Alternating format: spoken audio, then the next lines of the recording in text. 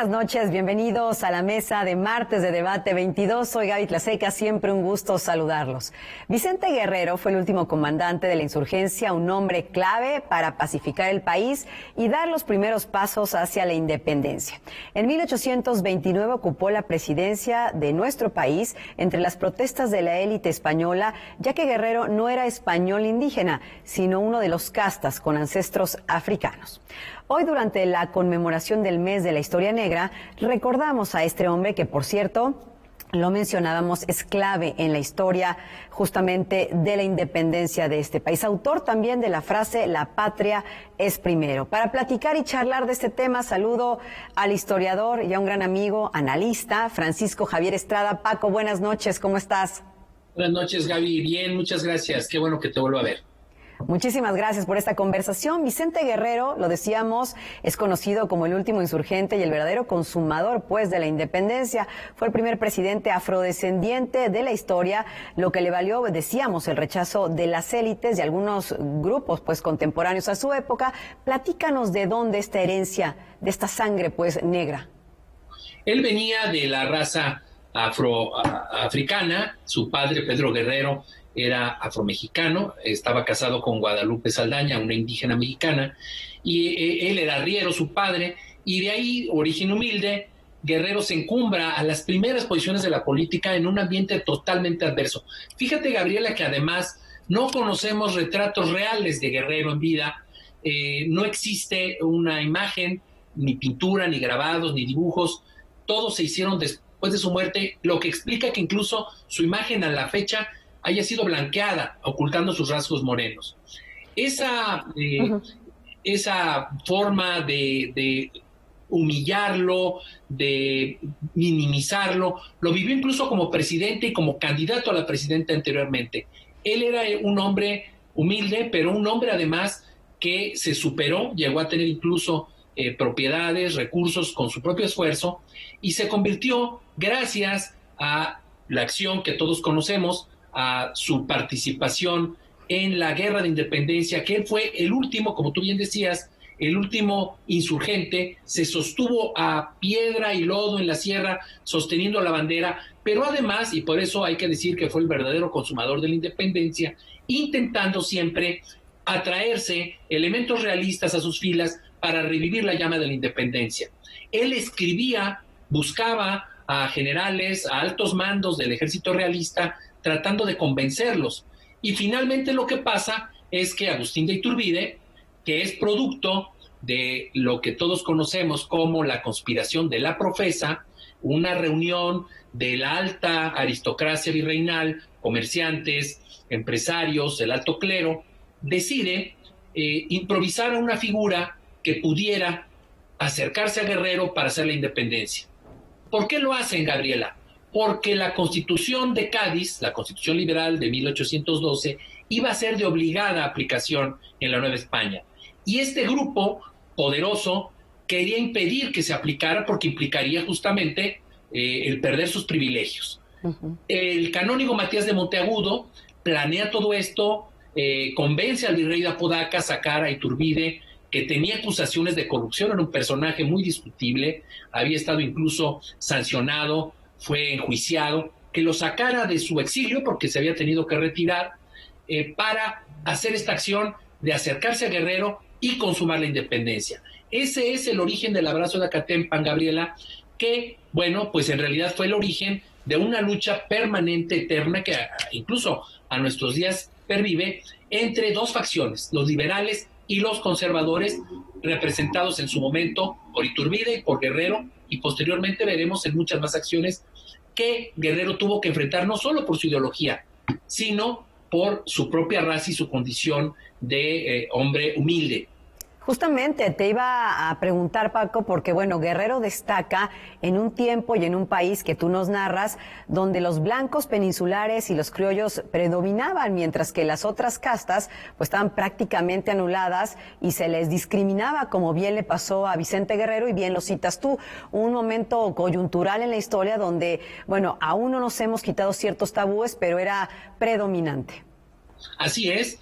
Y mira, Gabriela, ¿qué sucede? Él participa en la independencia, ese abrazo de Acatempan sella la unión de los realistas y los insurgentes, pero él no firma el acta de independencia, él no participa en la primera regencia, él no es, ni ninguno de los insurgentes, por cierto, actor de esta parte de la historia, porque en realidad, decía yo al principio, Iturbide va con un objetivo, y era impedir que la Constitución de Cádiz, es decir, que las transformaciones liberales llegaran a la Nueva España.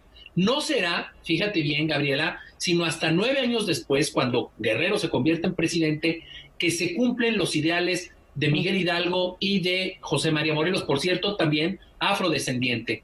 Una de las acciones más importantes de Vicente Guerrero como presidente fue ni más ni menos que la expedición de la abolición de la esclavitud, Gabriela.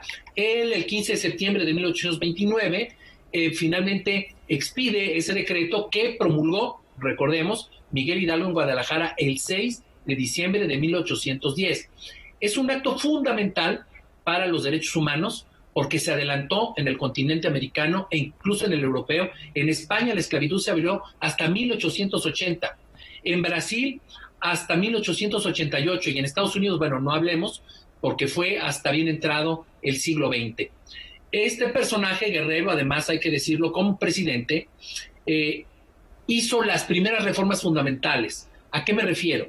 La educación gratuita para el pueblo, las primeras disposiciones para bienes eclesiásticos y además fue Guerrero quien proclamó la República Representativa Popular. ¿Qué te parece, Paco, si hacemos una breve pausa? Porque ¿crees tú que toda esta lucha por los derechos humanos, el haberse adelantado con la abolición de la esclavitud, tenían que ver con su propia sangre, con su propia historia? ¿Qué tal si me lo platicas después de esta breve pausa? Correcto. Gracias. Hacemos una pausa. Estamos platicando justamente de Vicente Guerrero, el primer presidente afrodescendiente en nuestro país. Estamos platicando con el historiador Francisco Javier Estrada. Hacemos una muy breve pausa aquí en Debate 22. Ya volvemos.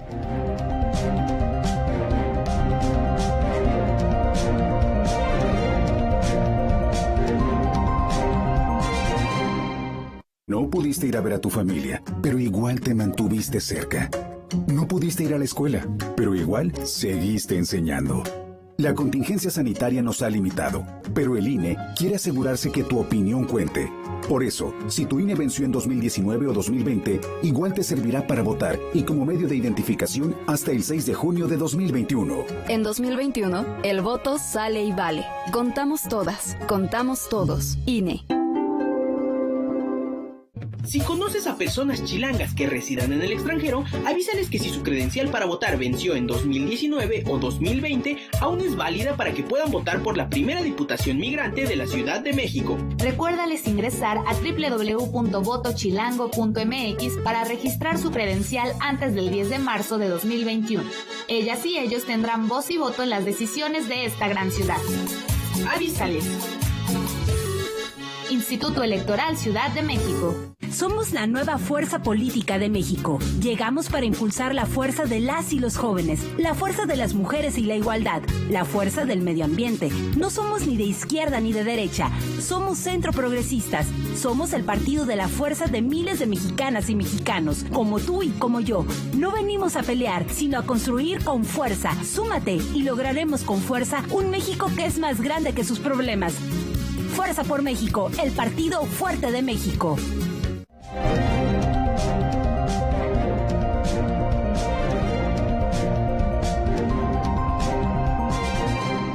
Seguimos platicando de Vicente Guerrero, el primer presidente afrodescendiente, con Francisco Javier Estrada, historiador y analista. Paco, te preguntaba antes de irnos a la pausa si todo lo conseguido por Guerrero en materia de derechos humanos, como el tema de la abolición de la esclavitud, tenía que ver al haberse adelantado a otros países en el continente por su propia historia, por su propia sangre negra.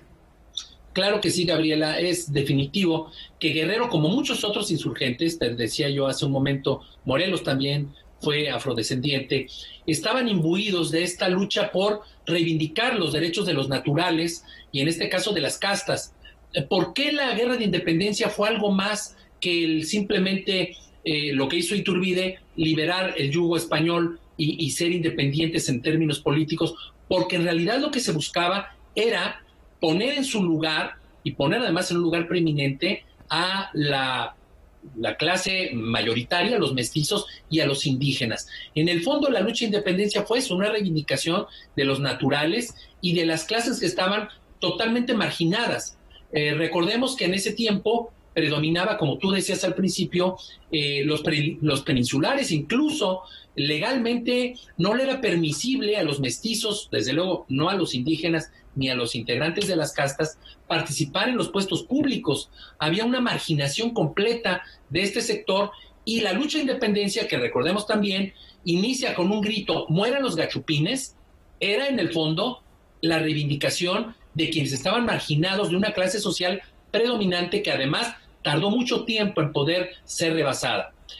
Este tema, Gabriela, nos lleva a las elecciones, las primeras elecciones por ciento fraudulentas en nuestra historia, que enfrentaron estas dos visiones de país. En ese tiempo no había partidos, había logias masónicas. La logia yorquina por un lado y la logia escocesa. La logia escocesa era la logia masónica que concentraba a la aristocracia, a los hombres blancos, y la logia yorquina, que era también conocida como el Partido Popular, era la que concentraba a pues las clases mayoritarias que estaban siendo desplazadas de las decisiones. Esta logia masónica, el Partido Popular que yo decía, la logia yorquina, es a la que se afilia Vicente Guerrero, se convierte en el jefe de esta masonería, pero además se congregan en torno a él, en el gobierno de Guadalupe Victoria, el primer gobierno independiente, la mayoría del gabinete.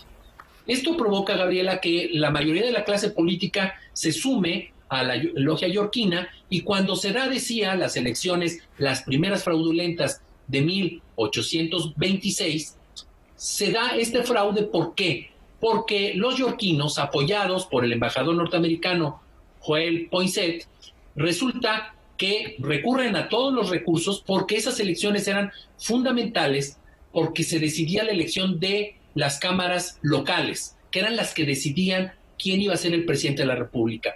Los escoceses también participan, se compran votos, está documentado una serie de tropelías que se cometen, y finalmente gana, se impone la mayoría yorquina. ¿Qué sucede? En 1828 se dan las elecciones presidenciales con el primer fraude electoral de nuestra historia. Ahí lo que sucede también es que Guadalupe Victoria, ante toda esta división que se había generado, un país confrontado, dividido, no solamente en términos ideológicos y políticos, unos defendían la república, otros la monarquía, sino también en términos de raza, de discriminación.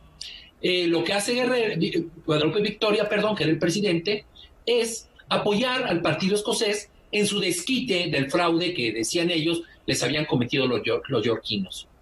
El candidato presidencial de los escoceses es Manuel Gómez Pedraza, un personaje blanco de una gran educación, en la que se resaltaba incluso su trato amable, muy, muy refinado, y el candidato de los yorquinos se convierte ni más ni menos que Guerrero, al que siempre se le contrastaba por su raza, por su escasa educación e incluso por su vestimenta.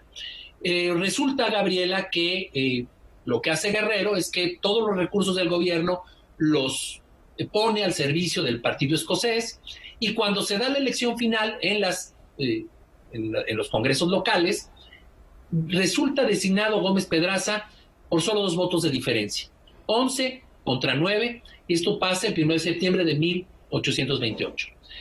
Ese tiempo es muy interesante porque los periódicos conservadores, para desacreditar a Guerrero, se dedican a resaltar su calidad de negro, le asocian su calidad de integrante de una casta como alguien sin virtudes morales, ignorante, incapaz de gobernar.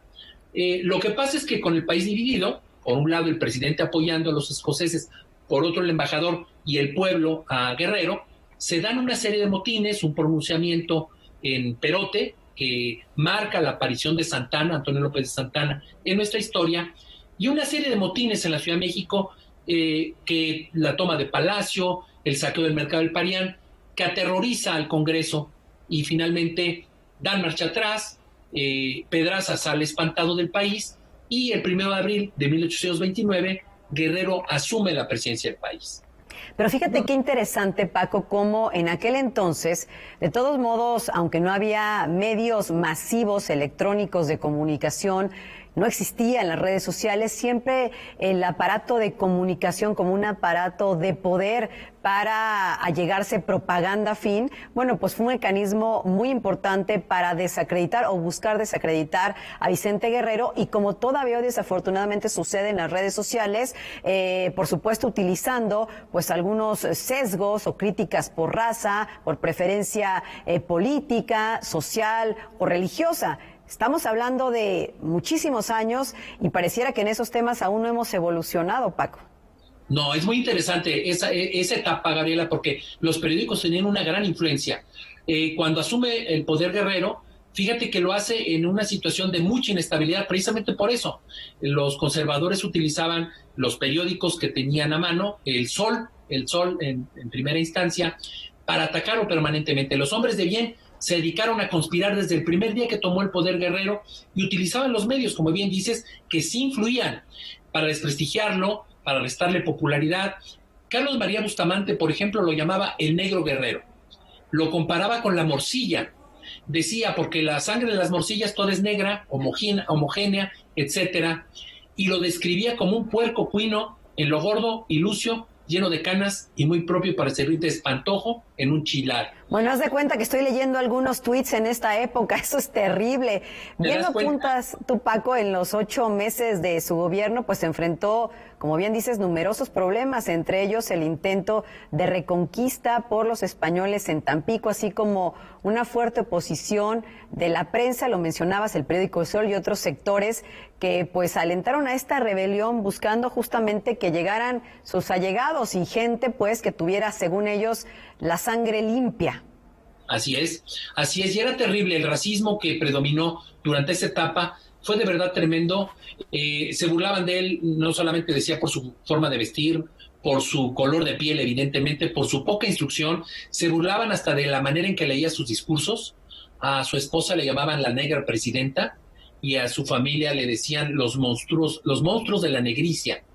Se burlaban de sus fiestas, de su forma de bailar, y siempre vinculaban su origen racial con la maldad. Esa fue una constante a la que se enfrentó Guerrero, que incluso era un hombre muy tímido, Gabriela. Dicen que eso era algo que le criticaban mucho las clases aristócratas, que muy dadas a las fiestas, y él era, al contrario, un hombre muy reservado que evitaba todas esas exposiciones públicas. Lo que pasa con Guerrero, Gabriela, es que en medio de esta pugna terrible entre el Partido Liberal en ciernes, porque no era tal, y el Partido Conservador también en ciernes, las logias masónicas, apoyado, como había yo dicho, por los yorquinos y por el embajador Poinsett, era un hombre honesto y patriota. Y sucede que en algún momento de su gobierno acabó chocando con ellos. Fíjate que el embajador norteamericano lo busca y le ofrece la compra de Texas, esperando que, como lo había apoyado y como los yorquinos eran su principal sostén, Guerrero iba a aceptar dócilmente. Lo que sucede, Guerrero, es que se niega. No solamente se niega, sino que lo toma como un grave agravio e intenta alejarse tanto de los yorquinos como de Poinsett. Lo que hace es que declara a Poinsett persona non grata y ordena la desaparición de las logias. Esto genera una crisis política tremenda, a pesar de que había logrado, como bien también mencionas, derrotar el intento de reconquista española. Su propio vicepresidente, Anastasio Bustamante, un hombre blanco, admirado por las clases aristócratas, es quien se convierte en el instrumento de la traición, Gabriela. Resulta que cuando los conservadores proclaman el plan de Jalapa, que desconoce a Guerrero, Guerrero manda a Bustamante a combatirlos, y cuando se encuentra con los conjurados, estos lo convencen y con las propias armas que Guerrero le había confiado, se vuelve en contra de él. Una historia sin duda llena de traiciones, Paco. ¿Qué te parece si hacemos una nueva pausa y regresando hablamos justamente de su legado en la presidencia, su legado en esta lucha por el país y por supuesto también sus últimos días, si me lo permites? Correcto, muy bien. Gracias, Paco. Hacemos una pausa. Estamos hablando de Vicente Guerrero, el primer presidente afrodescendiente. Vamos a hacer una muy, muy breve pausa y ya regresamos a esta mesa de martes de Debate 22.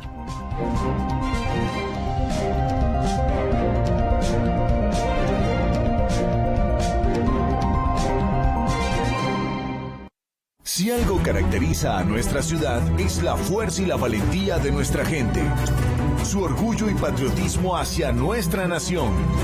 Somos hombres y mujeres de trabajo, obreros, emprendedores, personal médico, profesionistas. Somos esos que se levantan de madrugada y regresan a sus hogares de noche. Es tiempo de la Ciudad de México. El PT está de tu lado. ¿Cómo que vas a votar?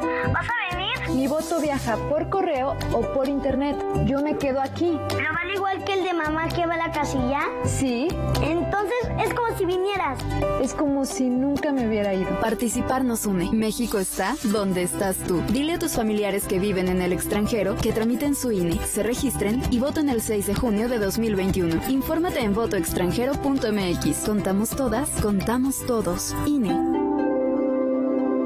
El Tribunal Electoral del Estado de México resuelve con justicia y celeridad las controversias jurídicas derivadas del proceso electoral. Las magistradas y los magistrados garantizamos tus derechos político-electorales conforme a los principios de certeza, imparcialidad, objetividad, legalidad y probidad, y resolvemos de forma pronta y expedita los medios de impugnación con la emisión de sentencias. Este proceso electoral tú eliges y nosotros protegemos tu decisión. Tribunal Electoral del Estado de México.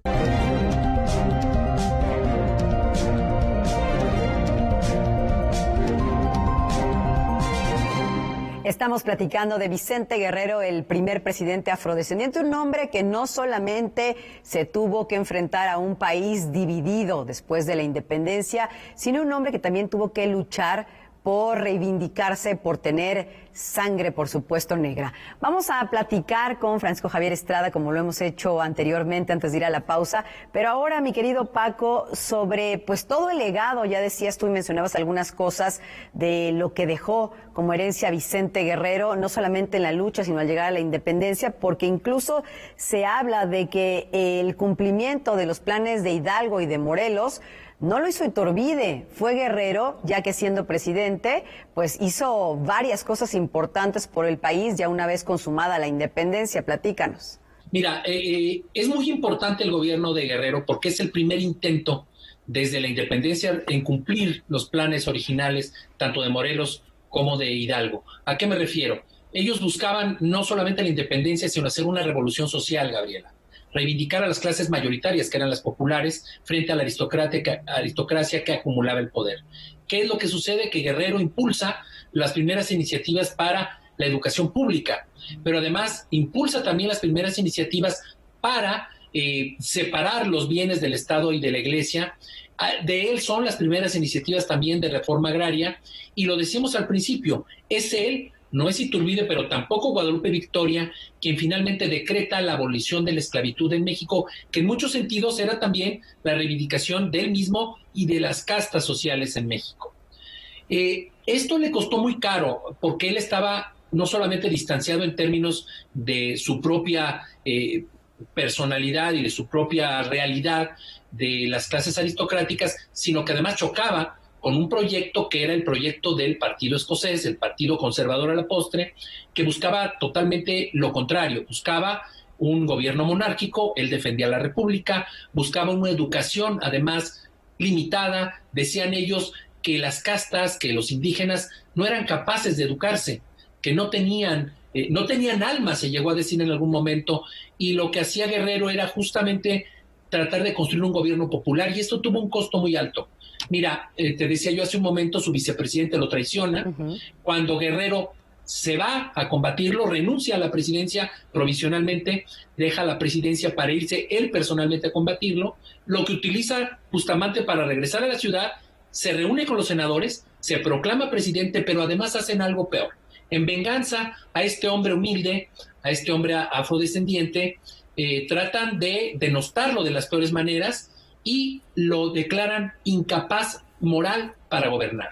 Es todo un debate el que se da en el Senado, no se atreven, participa Andrés Quintana Roo en este debate, y finalmente, después de muchas discusiones de incluso pretender, Gabriela, recluirlo en un manicomio, el manicomio estaba antes en San Hipólito, allá en Avenida Hidalgo, llegaron a esos extremos, finalmente decidieron que simplemente lo iban a declarar incapaz a perpetuidad para ser presidente. Esto pasó el 4 de febrero de 1830, Gabriela, y Guerrero, lo que pasa después de eso es que en sus últimos días la vive combatiendo, luchando, tratando de reorganizar sus fuerzas, casi todas ellas indígenas, para tomar el poder. Y como todos sabemos, un italiano, Picaluga, lo traiciona, lo invita a su bergantín a comer y finalmente lo entrega a los conservadores. Contaba Lucas Alamán que la decisión de dar muerte a Guerrero la tomó el presidente Bustamante en un consejo de ministros que él presidió. Ahí lo sometió a votación, así de burda fue la decisión. Los ministros Facio y Espinosa pidieron la muerte, Alamán y Mangino pidieron simplemente el destierro, y como hubo empate, decidió Bustamante que lo fusilara, que lo matara. Curiosamente, los militares mexicanos que fusilaron a Guerrero fueron premiados, fueron ascendidos, y se desató un escándalo internacional que propició que a su regreso a Italia, Picaluga fuera degradado y prácticamente condenado a la muerte civil. El legado de Guerrero pervive hasta nuestros días con una enorme incomprensión de sus contemporáneos, Gabriela. Hoy se le rescata como la figura, el verdadero autor de la independencia, por las razones que te he dicho, por su legado además social. La parte social del liberalismo él encarnó, quizá, muy seguramente, por sus propias raíces y por su compromiso con sus compañeros de casta, con sus hermanos de raza. Este hombre, este personaje que, insisto, Gabriela, no lo conocemos como era realmente porque no hay retratos fidedignos en vida de él. Este personaje realmente creo que nos deja muchas lecciones, tanto en su lucha como en su desempeño como presidente, pero también en el contexto que vivió y le tocó confrontar, Gabriela. Y esto nos deja también, pues, cuestionamientos en el aquí y en el ahora, Paco, porque pareciera que en esta parte cíclica de la historia no hemos superado todavía muchas cosas que venimos arrastrando en divisiones, en discriminación, en derechos, en atacar, en utilizar maquinarias propagandísticas y mucho más. Yo creo, Paco, que nos quedamos con todo esto que nos platicas para hacer, por supuesto, una reflexión también de lo que vivimos hoy en día, porque siempre, como yo creo que tú bien lo sabes como experto en la materia, pues de la historia hay que aprender para no tropezarse con la misma piedra. ¿Qué opinas? Para eso es la historia, para aprender, no nada más para tener monumentos, Gabriela, y sobre todo en estos tiempos en los que, como bien dices, la confrontación, la división, la persistencia de esta visión de los buenos y los malos, los hombres decentes, la chusma, la plebe, los payos, les decían en aquel tiempo, creo que es algo que en México siempre se ha dado y que tiene una explicación, pero que tendremos algún día que, reflexionando en torno a la historia, que lograr concluir. Totalmente, hoy hablamos, se dice mucho, los chairos, los fifís, es seguir dividiendo al país, lo cual pues no vale la pena y no suma en lo absoluto. Francisco Javier Estrada, historiador y analista, experto por supuesto en esta materia, muchísimas gracias, siempre una delicia platicar contigo. Igual contigo, Gabriela, a tus órdenes. Muchas gracias, Paco. Muy buenas noches y buenas noches a ustedes. Soy Gaby Tlaseca. Gracias, como todos los martes, por acompañarnos en esta mesa de debate 22. Quédense, por supuesto, en la programación de este canal, Canal 22. Yo lo veo la próxima semana a la misma hora.